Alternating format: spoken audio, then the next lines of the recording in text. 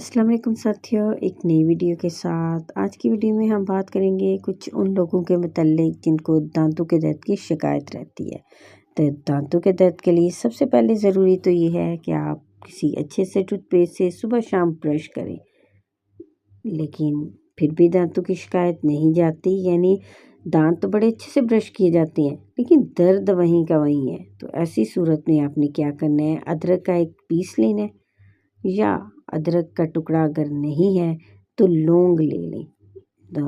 एक लौंग ले लें, उनको क्या करें, दांतों के अंदर दबा लें।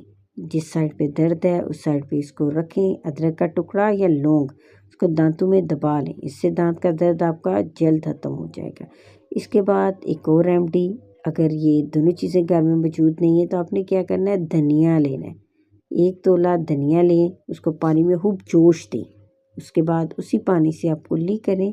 इस तरह आपके दांत की दर्द की वजह से होने वाली सोजिश का भी खात्मा हो जाएगा, प्लस उम्मीद है कि दांत दर्द जो है वो भी ख़त्म हो जाएगा। वीडियो अच्छी लगे तो वीडियो को लाइक कीजिएगा, चैनल को सब्सक्राइब करना आप